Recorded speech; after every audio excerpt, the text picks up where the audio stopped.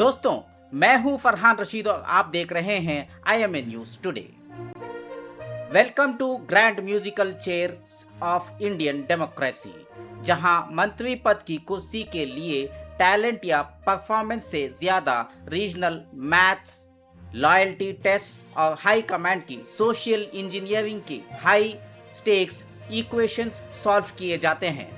कर्नाटका में cabinet expansion हो चुका है।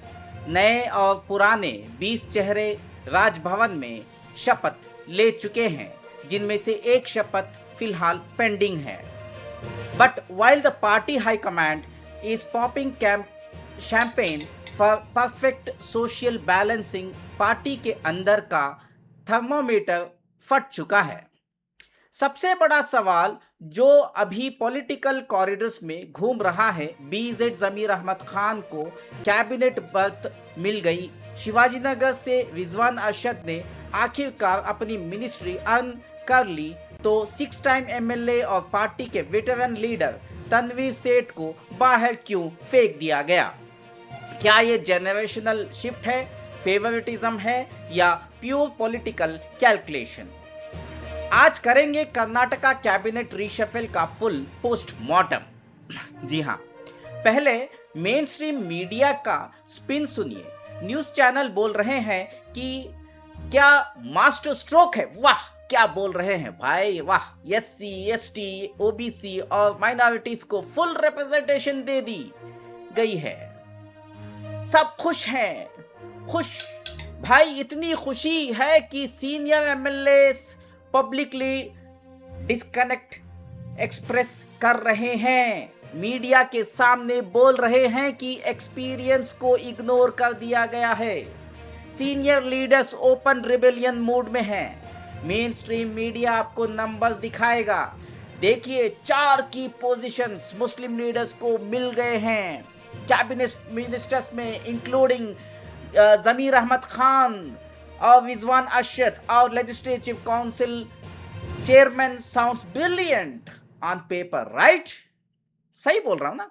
लेकिन टीवी न्यूज ये नहीं बताएगी कि इस सोशल बैलेंसिंग एक्ट के आर में उन लीडर्स को ड्रॉप कर दिया गया है जिन्होंने डिकेड्स तक पार्टी का बोझ उठाया है। जब आप तनवीर सेठ जैसे 6 टाइम MLA को कैबिनेट से बाहर रखते हैं, तो नैरेटिव रिप्रेजेंटेशन का नहीं, इंटरनल फैक्शनलिज्म का बन जाता है। आखिर ये डिसीजन मेकिंग प्रोसेस कैसे काम करता है? क्या हाई कमांड के पास कोई ऑब्जेक्टिव स्कोर कार्ड है, या सब कुछ लॉयल्टी टेस्ट और इंटरनल कैंप्स पर चल रहा है? Let me break down the facts. Let's start with case number 1. BZ जमीर अहमद खान, चामराजपेट से 5 टाइम MLA जमीर अहमद खान का कैबिनेट में वापस आना कोई सरप्राइजिंग नहीं था। Why?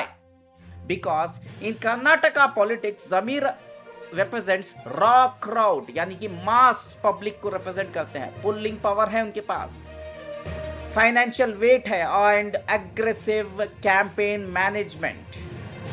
स्टेटमेंट चाहे कितनी भी कंट्रोवर्शियल रहे हो, हाई कमांड उन्हें माइनॉरिटी वोटर बेस को कंसोलिडेट करने वाला इंडिस्पेंसिबल फेस मानती है। Now case number 2, Rizwan Arshad. Did he earn his ministry? Absolutely. Rizwan Arshad NSUI और यूथ कांग्रेस की ग्रॉस रूट पॉलिटिक्स से निकल कर आए हैं। He worked his way up, won the tough Shivajinagar seat and has maintained an articulate, educated urban face for the party. Rizwan की induction से party ये शो करना चाहती थी कि वो यूथ लीडरशिप और अर्बन आर्टिकुलेट वॉइसेस को रिवार्ड कर रही है। That's a merit based political move and hard to argue against. लेकिन अब आते हैं सबसे बड़े कॉन्ट्राडिक्शन पर। केस नंबर 3, तनवीर सेठ मैसूर के नरसिम्हा राजा कॉन्स्टिट्यूएंसी से 6 कॉन्सिक्यूटिव टाइम्स MLA रहे हैं, यानी कि 6 टाइम MLA। उनके फादर लेट अजीज सेठ कांग्रेस के स्टालवर्ट थे। तनवीर सेठ ने मल्टीपल इलेक्शंस में solid grass root control demonstrate किया है। तो तनवीर सेठ को क्यों ड्रॉप किया गया? Official party line, we needed balance and generational rotation. Unofficial political reality ये है, मैसूर रीजन में पावर इक्वेशन शिफ्ट हो रहे हैं और हाई कमांड की नई लॉयल्टी मैट्रिक्स में सीनियर ओल्ड गार्ड फिट नहीं होते या नहीं हो रहे हैं। सोचिए, एक तरफ 6 टाइम एमएलए तनवीर सेठ और HK पाटिल जैसे सीनियर वेटरन्स को रोटेशन पॉलिसी का ज्ञान दिया जाता है और दूसरी तरफ first time second time MLA cabinet birth पाते हैं।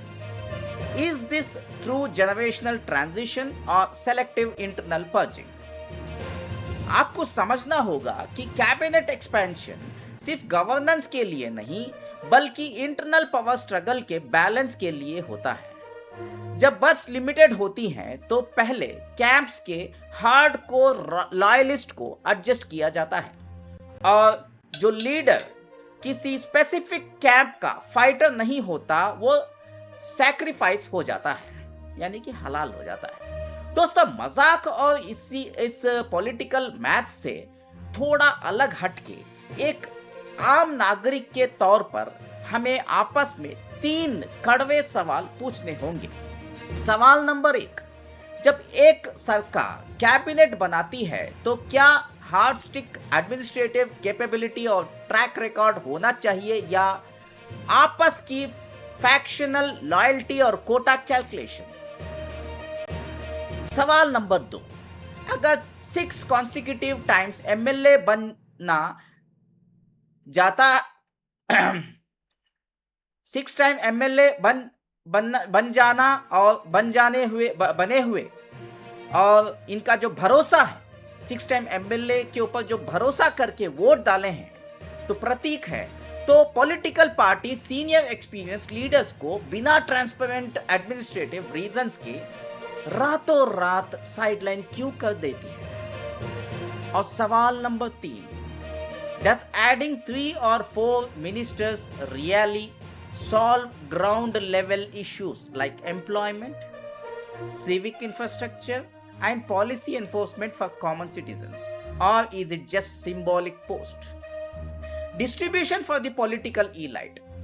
आपकी राय है कि रिजवान अरशद को एक एजुकेशन मिनिस्ट्री देना चाहिए या नहीं, ये हमें कमेंट बॉक्स में बताइए। क्या रिजवान अरशद को मिनिस्ट्री मिलना राइट डिसीजन था? क्या तनवीर सेठ जैसे सीनियर के साथ नाइंसाफी हुई है? नीचे कमेंट्स में अपनी राय जरूर लिखिए और research backed unbiased political analysis पसंद आया तो वीडियो को लाइक कीजिए, शेयर कीजिए और IMA न्यूज़ टुडे को सब्सक्राइब करना मत भूलिए, क्योंकि IMA न्यूज़ टुडे पर सवाल पूछना और सच बोलना ही सच्ची नागरिकता है। मैं हूं फरहान रशीद और आप देख रहे थे IMA न्यूज़ टुडे। शुक्रिया और वीडियो पसंद आया तो लाइक करें, सब्सक्राइब करना मत भूलिएगा। शुक्रिया।